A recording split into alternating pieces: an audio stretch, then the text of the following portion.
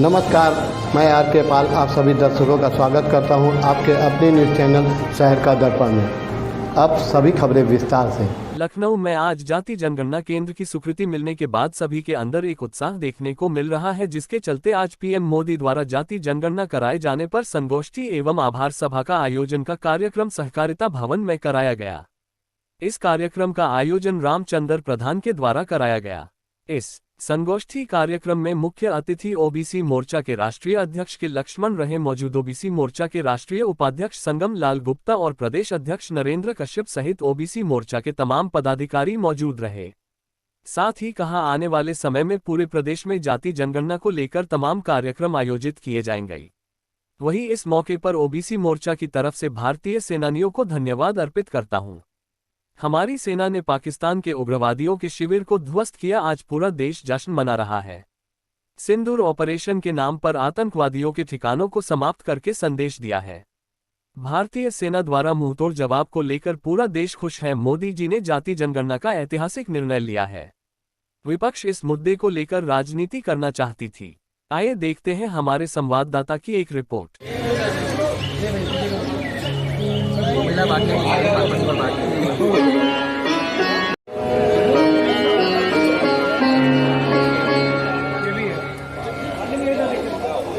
ये मोबाइल नीचे करो, ये किसका है?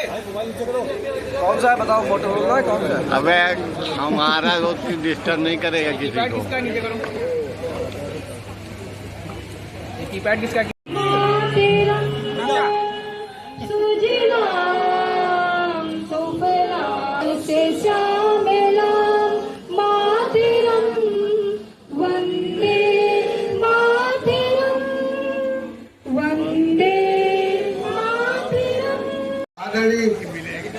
रामरतन कुशवाहा जी हमारे बीच में बैठे हुए भाई उत्तर प्रदेश ओबीसी मोर्चा के महामंत्री भाई संजय पटेल जी, भाई विजय गुप्ता जी, नीरज गुप्ता जी, प्रवीण कुशवाहा जी, ज्योति सोनी जी।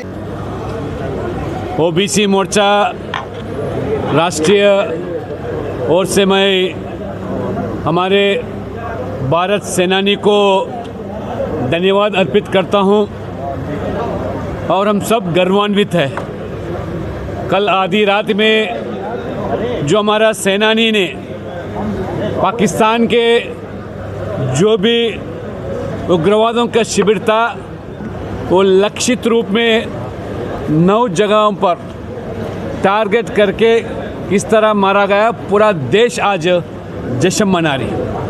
प्रधानमंत्री नरेंद्र मोदी जी ने जब से पहलगाम में जो हादसा हुआ, आतंकवादी ने हमारे माँ बहनों का सिंदूर छीन लिया, उसी के नाम पर आज सिंदूर ऑपरेशन के नाम पर सभी आतंकवादियों का आज पूरे ठिकानों को आज समाप्त करके पूरा विश्व भर में एक संकेत देना चाहते हैं। कोई भी देश आज जो उग्रवाद बढ़ाने का जो पाकिस्तान जो प्रयास कर रही है समय समय पर और हमारे हिंदुस्तान पर आक्रमण करने का जो साजिश रचाया, उसको आज ख़त्म करने के लिए 15 दिन से लोग इंतज़ार कर रहे थे, क्योंकि हमारे जो कश्मीर हिंदुस्तान का अंतर्भाग है, फिर भी जब से 370 धारा हटाने के बाद वहाँ के माहौल, वहाँ के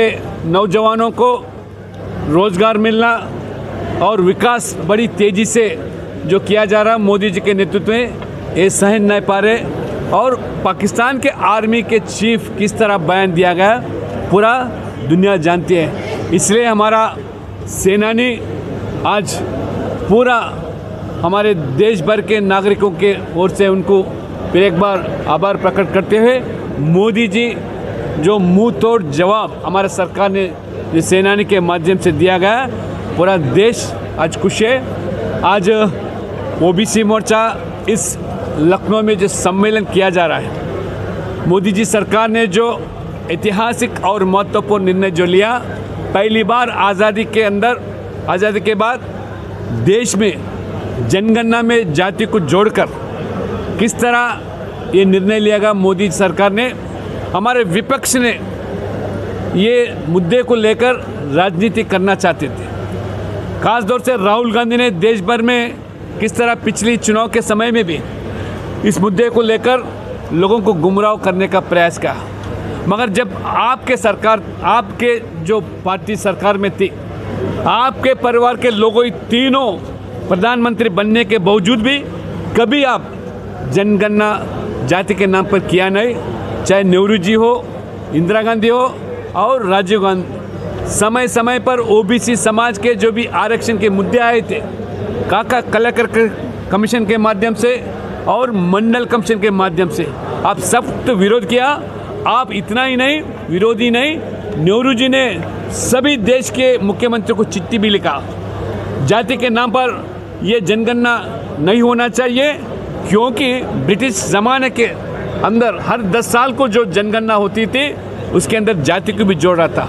मगर जब नेहरू जी ने प्रधानमंत्री बना 1951 से, तब से लेकर ये जनगणना जाति आधारित बंद कर दिया। और नेहरू जी ने बताया, जाति के नाम पर आरक्षण देना, जाति के नाम पर जनगणना किया तो देश जाति के नाम पर बंटवारा होगा और जो मेरिट जो मार्क आए। इसलिए आज मोदी जी ने इतना एक ऐतिहासिक निर्णय लिया। ओबीसी मोर्चा इस मुद्दे को लेकर देश भर में ये वरिष्ठ समाज के नेताओं के साथ और बुद्धिजीवियों के साथ ये संगोष्ठी करना चाह रहे। और मैं पूछना चाहता हूँ समाजवादी पार्टी, चाहे अखिलेश यादव जी की, आप 15 साल लगभग यूपी में भागीदार थे और देवेगौड़ा सरकार में भी भागीदार थे और गुजराल के सरकार में भी भागीदार थे, मगर ये पिछड़ों के ठेकेदार समझ के किस तरह लोगों को आप धोखा दिया, ये आपके पर्दाफाश करने के लिए, चाहे समाजवादी पार्टी हो, कांग्रेस का, इन मुद्दे को लेकर देश भर में ये हम जो सामाजिक सम्मेलन किया जा रहा है, पहली बार आज यहाँ से शुरुआत किया जा रहा है। हमारे ओबीसी मोर्चा उत्तर प्रदेश शाखा से देश भर में इस तरह हम ज़रूर ये सम्मेलन करेंगे। कांग्रेस और क्षेत्रीय दल जो पिछड़े समाज को ठेकेदार समझ के किस तरह गुमराह करे और सिर्फ राजनीति के माध्यम से लोगों को जिस तरह धोखा दे, और मोदी जी अकेले ही पिछड़ा वर्गों का ये मिसाया माना जाता है। इसलिए आज मोदी जी को धन्यवाद करते हुए ये सम्मेलन किया जा रहा है। ये शुरुआत है, देश भर में आने वाले दिनों में पूरे शहरों में जिला स्तर पर भी किया जाएगा क्योंकि पूरा स्वेच्छ हमारे सेनानी को दिया मोदी जी ने। जो आक्रमण किया पाकिस्तान ये उग्रवादी ने, उसको मुंह तोड़ जवाब देने का आज 15 दिन के बाद ठीक समय पर ठीक ढंग से उनको आज जवाब दिया गया और पूरा आतंकवादियों बड़े बड़े परिवार के जो भी है उनको ख़त्म किया गया। पहला आपका सवाल को मैं सीधा विपक्ष, आप जब सरकार में थे, शासन में थे, क्यों नहीं किया, मैं पूछना चाहता हूँ। ये 1931 में अंग्रेज के ज़माने में हुआ, जब से हमको आज़ादी मिला तब से रोका गया, उसके जिम्मेदार कौन है? आप ही है। इसलिए कांग्रेस हो, आज समाजवादी पार्टी हो, ये जातिगत जनगणना के बारे में बोलने का नैतिक हक ही नहीं है। ये तो श्रेय पूरा हमारा मोदी जी को जाएगा। ये गरीबों का मसला है, इसलिए ये अति पिछड़ा वर्ग समाज से आने वाला व्यक्ति प्रधानमंत्री बनने से ही ये संभव हुआ। Thank you. जाति गणना हुई, उसके बाद जब हमारा देश आज़ाद हुआ, आज़ाद होने के बाद बराबर पिछड़ों की, दलितों की ये मांग रही कि इस देश में जाति गणना कराई जाए, लेकिन लगभग 55 साल इस देश की कमान, देश में सरकारें, चाहे वो केंद्र में हो प्रदेश, दोनों जगह ज़्यादातर सरकारें कांग्रेस की रही और उन लोगों ने उस मांग को हमेशा नज़रअंदाज किया और नज़रअंदाज ही नहीं किया। जब पार्लियामेंट में बहस के दौरान ये चर्चा आई तो उस समय काला कलेक्टर आयोग बना। उस आयोग ने 2 साल में अपनी रिपोर्ट दी। रिपोर्ट देने के बाद नेहरू जी उस समय प्राइम मिनिस्टर थे और उस काला कलेक्टर की रिपोर्ट को ठंडे बस्ते में डाल दी गई।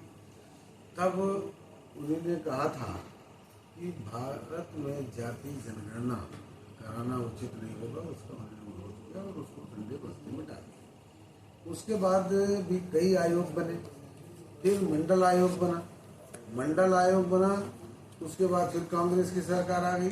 कांग्रेस की सरकार ने फिर उसको ठंडे बस्ते में डाल दिया।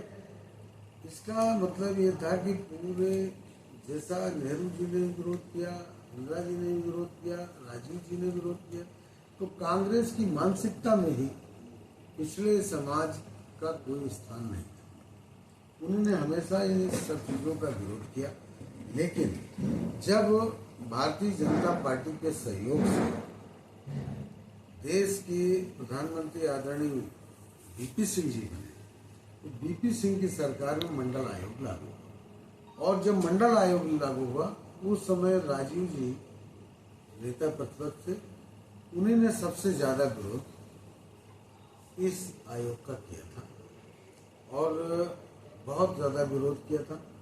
तो इससे साफ साफ उनकी मानसिकता झलकती है। कांग्रेस के लोगों को हमेशा पिछड़े समाज के को लेकर उनकी कोई दिलचस्पी नहीं थी और उसको जैसी दशा में आज बनाए रखते थे वैसे ही बनाए रखना चाहिए। जी एमएससी साहब, जाति जनगणना से क्या जाति की जनगणना से ये फायदा होने वाला है कि बहुत दिनों से ये जाति जनगणना की मांग चली आ रही है।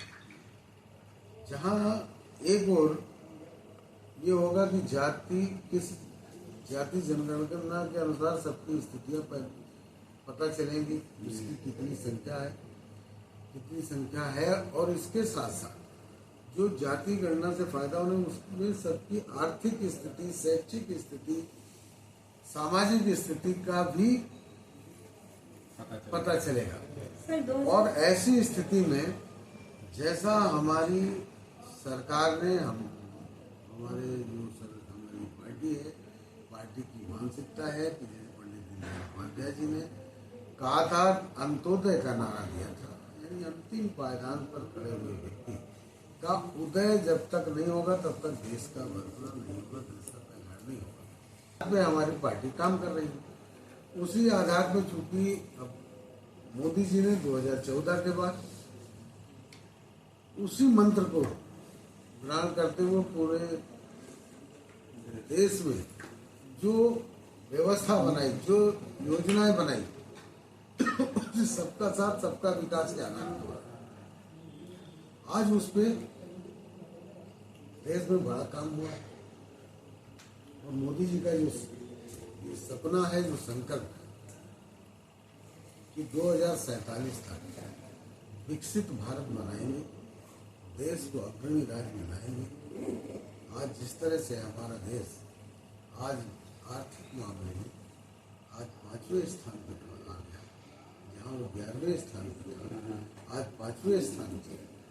निश्चित तौर पर ये जान जाइए कि आज से 2 साल बाद हमारा देश तीसरी महाशक्ति बनने वाला है। और 47 तक जो उनका संकल्प है, हमारा देश नंबर 1 देश दुनिया का बने। ठीक है सर, आज इस कार्यक्रम में कौन कौन मुख्य अतिथि, कौन कौन लोग आए थे? धन्यवाद।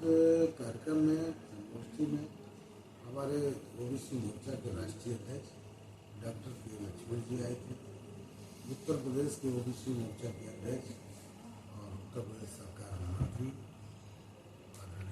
नरेंद्र कश्यप जी थे, हमारे राष्ट्रीय ओबीसी मोर्चा के महामंत्री संगम लाल गुप्ता जी थे और हमारे प्रदेश के पदाधिकारी थे संजय जी थे।